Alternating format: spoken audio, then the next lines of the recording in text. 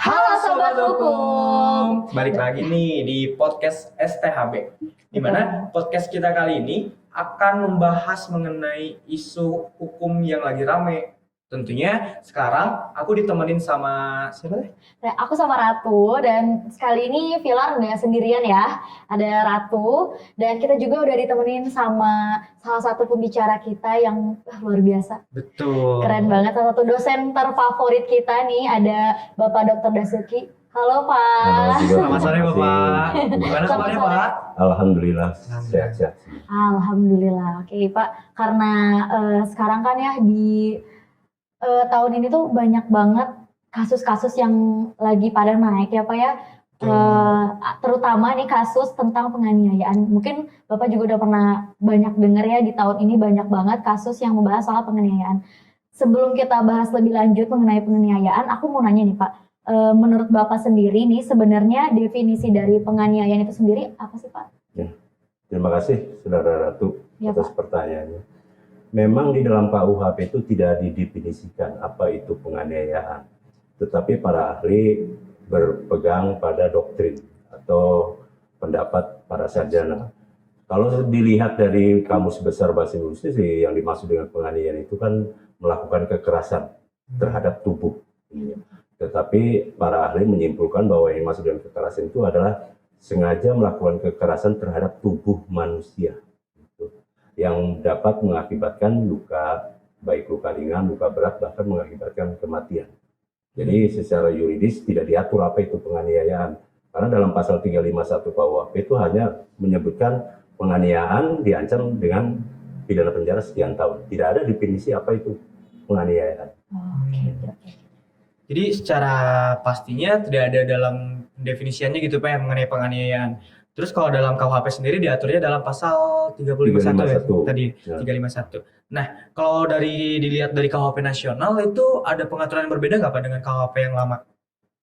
Secara substansi hampir sama, karena masih membedakan ada penganiayaan yang dilakukan dengan sengaja dan ada penganiayaan yang karena kelupaan. Tetapi hanya berbeda di dalam pasal-pasalnya. Bahkan kalau tidak salah di dalam KUHP yang baru itu 6 pasal. Iya. Itu.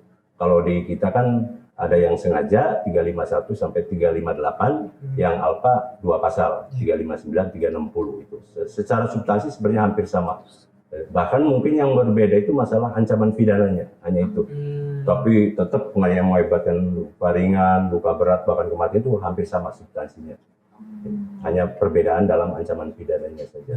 Oke, tadi juga sempat udah bahas ya beberapa, ada perbedaannya juga ya di penganiayaan itu. Untuk perbedaan sendiri itu Pak, dari penganiayaan ringan dan juga berat itu apa sih Pak perbedaannya? Dilihat dari akibat itu. Oh, Kalau ringan mungkin tidak ada definisinya ya, tapi kalau ringan semua orang juga secara logika atau nalar bisa tahu lah. Kalau misalnya tubuh kita hanya kegores, itu masuk kategori luka ringan. Ya. Kalau luka berat, kita bisa lihat arti luka berat itu dalam pasal 90 KUHP. Gitu. Ada beberapa kriteria yang dimaksud dengan luka berat. Salah satunya adalah luka itu tidak akan sembuh selamanya. Gitu. Itu kriteria yang pertama. Kriteria berikutnya, ada salah satu anggota tubuh atau panca indera yang tidak bisa sembuh. Ketiga kriterianya bahwa anggota tubuh kita ini dapat mengalami atau mengancam dalam hal kita mencari mata pencarian. Mengganggu Gitu. kehidupan sehari-hari gitu Pak ya, aktivitasnya. Gitu. Bisa merusak mata pencarian kita. Gitu. Itu dilihat dari akibatnya sebenarnya. Kalau luka ringan sih semua juga tahu lah yang mana luka ringan. Kalau kesilet kemudian berdarah itu mungkin kategori luka ringan. Iya betul. Nah Pak, sekarang juga kan lagi rame nih Pak ya mengenai kasus penganiayaan yang dilakukan salah satu anak petinggi di organisasi pajak gitu Pak ya, di lembaga kepajakan gitu. Nah, menurut Bapak sendiri dari kasus Mario Dandi ini yang melakukan penganiayaan terhadap mantan pacarnya juga gitu Pak, apakah itu dapat dikatakan sebagai penganiayaan yang direncanakan Pak? Mengingat ada jangka waktu dari mengetahui informasinya dan melakukan penganiayaannya gitu Pak.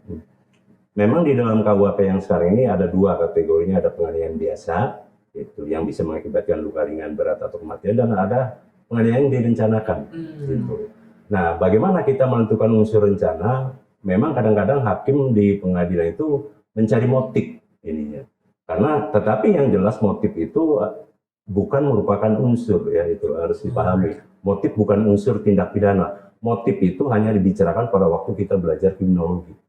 Atau yang kita sebut dengan istilah faktor etiologi, atau mengapa orang melakukan kejahatan atau mengapa orang melakukan tindak pidana.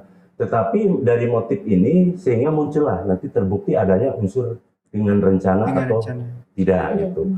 Jelas di dalam ancamannya pun berbeda itu kan, antara penganiayaan biasa dengan penganiayaan dengan rencana terlebih dahulu. Jadi dapat dikatakan kalau sebenarnya motif itu nggak terlalu penting gitu Pak dalam penjatuhan vonis hukuman pidana gitu. Motif, Iya. Artinya gini, motif penting, tetapi dalam hal hukum pidana material tidak harus dibuktikan. Gitu. Tetapi hakim, motif itu diperlukan untuk mencari itu tadi, unsur rencana terlebih dahulu, karena unsur rencana itu harus ada motifnya dulu kan, apakah balas dendam atau apa kan, kalau misalnya motifnya balas dendam, berarti sudah direncanakan. Gitu. Tapi kalau tidak ada motif, taruhlah misalnya kita sedang berjalan, kemudian ketemu orang langsung berantem.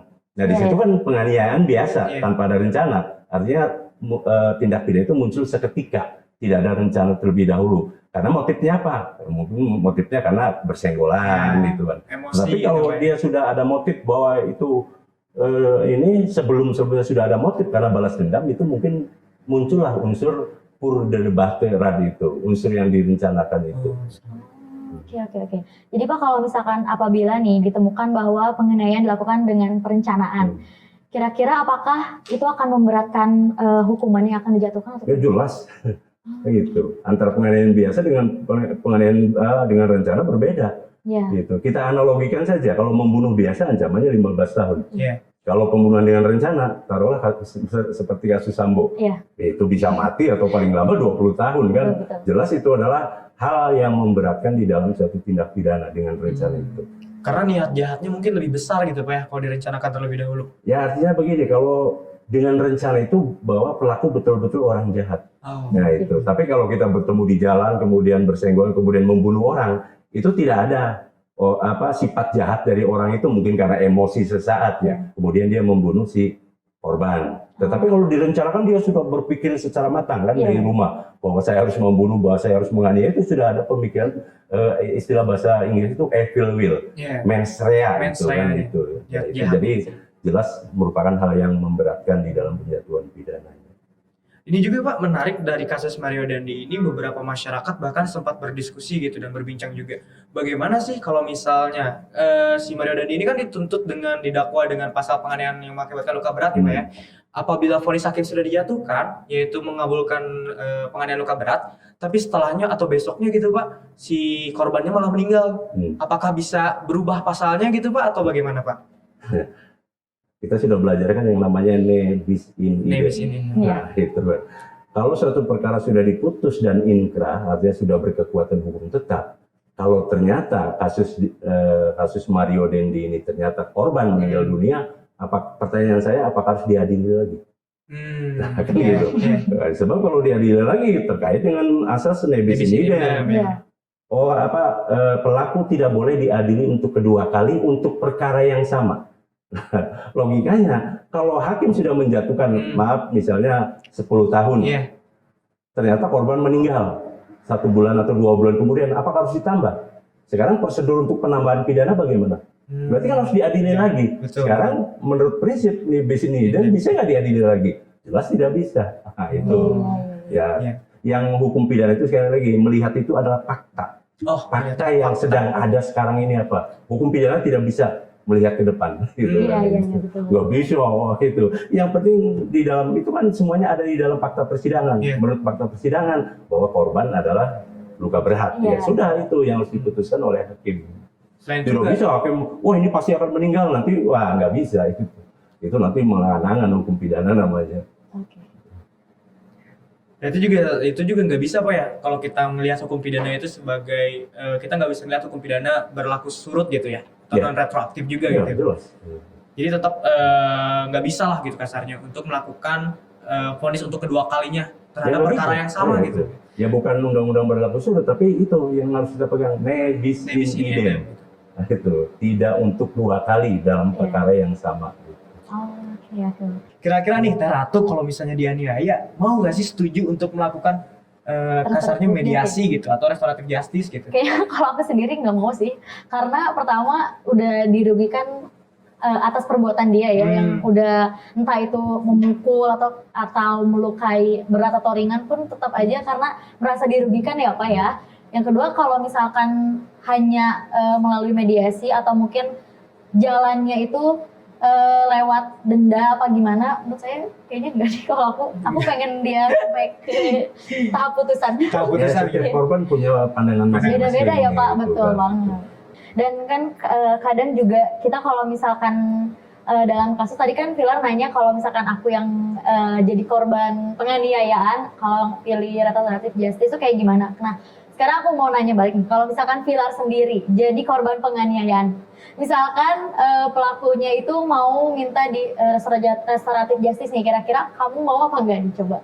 Kalau aku tergantung dulu ya sebenarnya, Tergantung. tergantung kesepakatan apa yang bisa dia buat gitu. Oke. Apakah bisa menutup kerugian dari penganiayaan yang dilakukan ke aku atau enggak gitu. Kalau misalnya dia menawarkan sesuatu yang menurut aku bisa untuk dimaafkan gitu, mungkin aku bakal milih untuk restoratif justice gitu. Mengingat untuk menempuh ke pengadilan dan lain-lain cukup memakan waktu yang lama juga gitu. Iya. Kan bener ya Pak ya, berarti tiap korban kan pandangannya beda-beda ya Pak ya. Hak hukum masing-masing. Betul, masing-masing. betul. Tadi mengingat tadi Bapak kan ngomong ya Pak ya, mengenai tujuan dari hukum pidana itu nggak semata-mata cuma keadilan ya Pak. Ada keadilan, manfaat, dan juga kepastian gitu Pak. Apakah mungkin Pak dalam setiap penyelesaian perkara menggunakan hukum pidana ini tiga-tiganya dapat terpenuhi Pak? Karena kalau kita mengingat keadilan, tentu keadilan itu kan nggak bisa sama rata Pak ya gitu. Kita nggak bisa mendefinisikan satu adil dan adil gitu. Menurut Bapak itu gimana Pak? Di dalam penegakan hukum sulit sekali untuk mewujudkan ketiga tujuan dari hukum itu sendiri ya. Kadang-kadang kalau kita bicara keadilan, kadang-kadang menekan juga rasa kepastian hukum. Kalau kita mengedepankan kepastian, mungkin keadilan akan dikorbankan. Iya. Jadi susah. Tetapi kalau misalnya ada pertentangan antara kepastian dengan keadilan, maka harus didahulukan kepastian Ya. hukum. Ya misalnya, saudara punya motor kan, Iya, bayar punya. pajak. Iya. Nah, mungkin nggak pajak itu untuk dibuat jalan tol?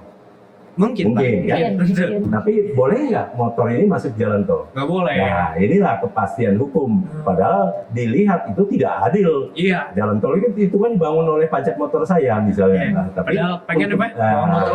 demi keadilan, demi kepastian, maka motor dilarang masuk ke jalan tol. Jadi ada salah satu tujuan yang harus dikorbankan. Tidak semua dalam suatu penegakan hukum pidana itu harus muncul tiga-tiganya. Jarang sekali. Kalaupun ada, mungkin ada satu dua sifatnya kasuistis. Tapi yang pasti harus dikedepankan itu adalah kepastian Kepastian, hukumnya dulu ya Pak ya. betul. Kepastian hukumnya dulu. Ya terus juga sekarang ini paradigmanya hukum pidana modern ini kan lebih mengedepankan kemanfaatan. Itu. Iya. Jadi saya lebih setuju justru suatu saat 10 atau 20 tahun ke depan hukum pidana ini lebih mementingkan restoratif justice. Tapi hanya untuk tindak pidana tertentu yang Iya. tidak boleh. Iya. Tidak boleh restoratif justice. Misalnya apa? Terorisme, korupsi, itu. Korupsi mungkin Pak. adalah yang korupsi kan ada batasnya juga. Misalnya Iya. di bawah sekian ratus juta boleh, tidak diadili. Ini kan model-model penerapan restoratif justice. Contoh lagi ada, kalau kita memiliki sabu di bawah sekian gram, Iya. nah itu tidak dipidana itu. Nah ini hal-hal seperti ini. Kenapa? Akan terkait dengan beberapa aspek hukum yang lain. Taruhlah setiap perbuatan itu harus ditegakkan hukum pidana, maka dia masuk penjara. Sekarang masalahnya adalah apakah penjara kita Nggak sudah penuh, penuh ya. atau belum? Iya, Nah iya, ini betul. kan. Tapi kalau bisa diselesaikan dalam proses, apakah di penyidikan, di penuntutan, di peradilan, why not? Kan? Iya, betul. Ya udah aja kita selesaikan. Keuntungannya apa? Negara tidak rugi membiayai narapidana. Betul. Iya kan, Iya, iya, kapasitas iya, LP jadi berkurang, beban negara jadi berkurang kalau kita banyak mengedepankan restoratif justice. Tapi dengan syarat ya pilih-pilih juga gitu Pak ya, tidak Tidak kriminal. semua tindak pidana. Iya, iya. Masa pembunuhan restoratif justice Nah, ya? Iya. pembunuhan kayak Sambo itu kan masuk restoratif justice. Aduh, rugi banget ya Pak. Nah, itu kan. Tapi Pak, mengingat kalau pidana itu kan para ahli itu mengatakan pidana itu merupakan nestapa gitu Pak ya. Nah, dengan adanya restoratif justice ini, apakah tidak berkurang gitu Pak makna dari nestapa Nestapa dalam sendiri. pidananya itu sendiri Pak? Ya kalau tidak dijatuhi pidana ya tidak akan ada nestapa. Iya, Kan itu iya, istilahnya betul, begitu betul. kan. Ya kenapa? Makanya hukum pidana itu disebutnya hukum yang paling kejam, Oh, gitu. Karena ada pidana, gitu. ya. Sanksi pidananya. Yang mana yang kejamnya sanksinya itu. Tapi dalam hukum perdata kan tidak ada yang namanya sanksi itu. Nah itu makanya kenapa? Nah sekarang kan seolah-olah sudah dikurangi nih rasa kejamnya hukum pidana Iya, itu. betul, kan. betul. Sangat terasa sekali ya, Ya, Pak. ini ciri hukum pidana modern itu harus seperti itu. Gitu. Jangan menyengsarakan orang lah. Bahkan dalam menjatuhkan pidana denda kan ada prinsip dalam hukum pidana. Pidana denda tidak boleh dijatuhkan apabila memberatkan terdakwa. Dan sekarang juga pidana denda udah dikategorikan ya Pak ya. Dikategorikan, itu. Iya betul. Gitu. Jadi lebih mudah lagi ya Pak karena sudah dikategorikan. Jadi biasanya kalau waktu di KUHP yang lama tuh kan setiap pasal udah ditentukan nih berapa dendanya. Kalau sekarang sesuai dengan kategori-kategori yang ada terus ya Pak. Kemudian udah disesuaikan juga dengan nilai rupiah. Betul, Kan, iya, iya betul. Dulu kan mencuri 900 rupiah. Iya. Belum ada nilainya. Gitu kan. Sekarang bayar 900 tinggal nih 1000 gitu. Iya. Aku maling lagi aja nanti besok. Waduh jangan Memang dong. mudah-mudahan lah kita berdoa aja 10 tahun atau 20 tahun ke depan hukum pidana itu lebih manusiawi. Amin, ya betul sekali. Nah, sekarang tugas kita nih para calon sarjana hukum Betul. untuk ngasih informasi ke masyarakat kalau hukum tuh nggak sebatas sependek itu gitu. Karena nggak jarang juga gitu Pak sekarang di masyarakat tuh berpikir, oh ini nggak bener nih penegakan hukumnya, ini polisinya nggak bener nih, hakimnya masa kayak gini nih. Iya. Bahkan sampai sekarang fenomena untuk menghina keluarganya juga, wah udah mulai ada gitu Pak ya. Nah, kalau untuk penghinaan sendiri gitu Pak, restoratif justice bisa dikembangkan kalau misalnya si korban ini mau gitu kan Pak ya. Tapi kalau misalnya sebagai si pelaku gitu Pak, terus si korbannya ternyata tidak mau gitu Pak, apakah ada cara untuk tidak sampai ke pengadilan gitu Pak? Baik itu kasus penganiayaan atau apapun itu gitu Pak? Karena saya katakan tadi, walaupun sudah terpenuhi syarat juridis, ancamannya tidak lebih dari 7 tahun, kemudian pelaku baru pertama melakukan, tetapi kalau pihak korban tidak ada persetujuan, tidak ada. Udah pasti restoratif gugur aja justice, gitu Pak ya? Gitu. Karena hukum pidana kita yang modern ini katanya kan sekarang mengakomodir juga kepentingan korban. Iya. Nah itu kan, dulu namanya dader stapre, hukum pidana perbuatan dan pelaku. Nah itu kan, tapi sekarang kita upayakan adanya hukum pidana yang berorientasi pada korban. Nah itu, kalau korban tidak setuju ya sudah kita lanjut. Gitu, penegakan hukum pidana. Tapi bicara penegakan hukum pidana itu memang sudah terjadi di dunia manapun, bahwa penegakan hukum pidana itu sangat sulit sekali. Karena kalau kita perhatikan pendapat dari Profesor Suryono Sukanto itu kan harus ada 5 syarat di dalam penegakan hukum. Yang pertama hukumnya, faktor hukumnya, apakah sudah bagus atau belum, sudah mengatur atau belum. Kedua, aparat penegaknya atau aparat pelaksananya ada kemauan nggak untuk melaksanakan penegakan. Ketiga, sarana dan prasarana, gitu kan. Undang-undangnya bagus, aparatnya mau, tapi sarananya nggak ada. Misalnya mau ada patroli, tidak punya bensin nih, polisi ya susah kan gitu. Keempat, faktor masyarakat.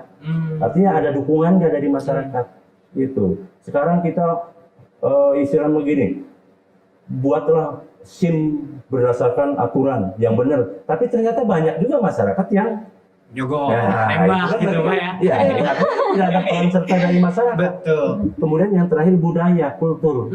Ya, itu kan. Jadi seolah-olah ya sekarang bahwa penegakan hukum itu harus didukung oleh budayanya gitu. Contoh di Jawa Tengah misalnya, itu ibu-ibu yang mau kondangan harus pakai helm. Nah, kalau ibu-ibu di Jawa kan pakai sanggul kan? Nah, sekarang mungkin nggak itu kan untuk pakai helm kan? Nah, karena itu, ribet juga ya Pak. itu, kan. Jadi 5 faktor itu harus ada dalam hal penegakan hukum pidana. Agak beratnya di faktor masyarakat dan budaya juga kali Pak ya, Ya, untuk di betul Indonesia itu. itu. Tanpa ada dukungan dari masyarakat nggak mungkin ada penegakan hukum pidana. Aku mau tanya nih Pak terakhir nih ya Pak. Mungkin di sini banyak juga teman-teman yang belum pada tahu untuk mengenai proses menuju ke pengadilan mungkin ya. Tahap-tahapnya tuh gimana sih Pak kalau misalkan kita mau melaporkan, misalkan kita sebagai korban nih Pak ingin melaporkan terkait masalah yang kita alami nih. Proses-prosesnya tuh gimana sih Pak? Nah, kan kita tahu ada tindak pidana aduan, ada tindak pidana biasa. Kalau untuk tindak pidana aduan itu hanya bisa diadukan oleh orang-orang tertentu. Nah, kalau misalnya yang menjadi korban itu adalah anak di bawah umur, maka yang berhak mengadukan adalah orang tua atau walinya. Tetapi kalau untuk tindak pidana biasa itu adalah hanya berupa laporan. Siapa yang bisa melaporkan? Semua orang yang mengetahui adanya tindak pidana. Nah, jadi aduan dan laporan ini kemana? Kepada kepolisian sebagai penyidik. Nah, itu. Kemudian oleh polisi mungkin akan dilakukan penyelidikan. Kalau memang bahwa ini ada dugaan tindak pidana kemudian meningkat pada proses penyidikan. Kalau sudah selesai proses penyidikan, maka perkara dilimpahkan ke penuntut umum untuk dilakukan penuntutan. Kalau sudah dilakukan penuntutan, kemudian perkara itu dilimpahkan ke pengadilan untuk diperiksa dan diadili. Gitu. Tapi tetap dalam proses penyidikan, penuntutan, pengadilan ini kita harus berpegang pada asas presumption of innocence atau asas praduga tak bersalah. Nanti untuk menentukan apakah orang itu salah atau tidak, terbukti atau tidak melakukan tindak pidana, nanti hakim yang akan memutuskan dibuktikan itu. di pengadilan lah gitu. Itu. Bahkan kalau sudah selesai putusan, tidak serta-merta bahwa dia adalah orang yang bersalah. Karena masih ada upaya hukum, yaitu upaya hukum biasa dan upaya hukum luar biasa. Nah, ini kan juga artinya pemahaman untuk masyarakat kan. Nah, putusan belum bisa dieksekusi.